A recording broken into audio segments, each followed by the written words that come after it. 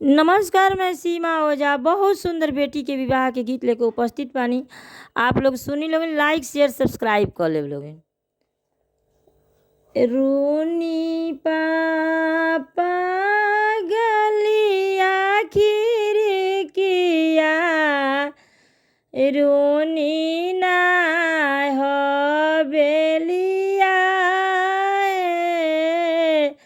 साजन लोगवाए पापा, छेकेरा उर दुआरिया, साजन लोगवा। रूनी पापा गलिया खिड़किया, रूनी ना हवेलिया,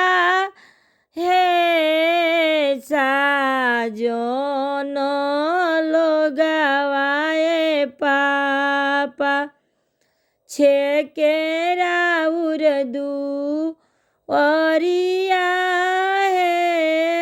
साजन लोगवाए चाचा, छेकेरा उर हवेलिया,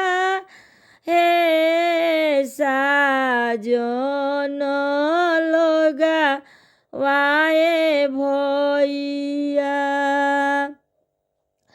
काउनु के खाई निये बाबा, काली हनी उधरिया,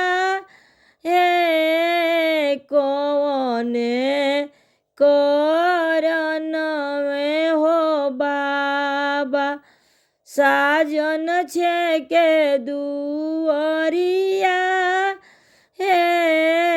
कौने करन में हो पापा, छेकेरा उर दुआरिया,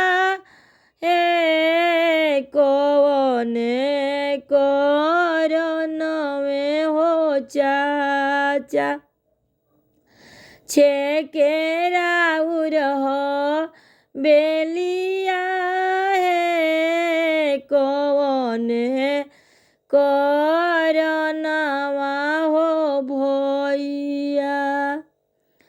पान मुन के खैनी हो बेटी, फूल लिहानी उधरिया,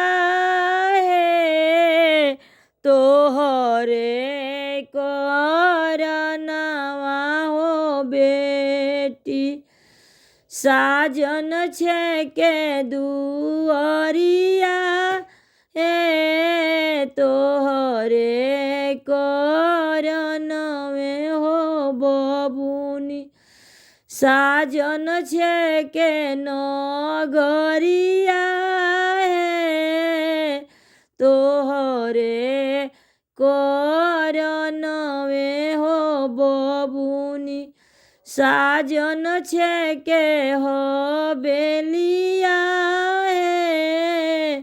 तोहरे कारण हो बबुनी। पान उनु के फेरी दिए पापा जी, फूल फेरी उधरिया,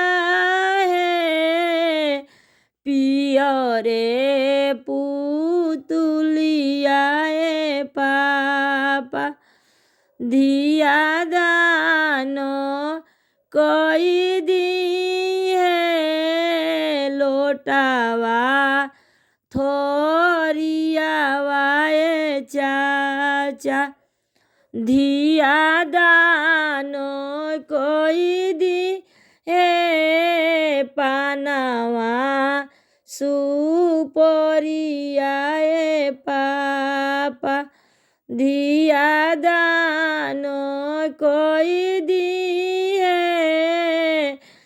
पियर धोतिया ए पापा धिया दान कोई दी है पियर पुतुलिया ए पापा धिया दान कोई दी है पियर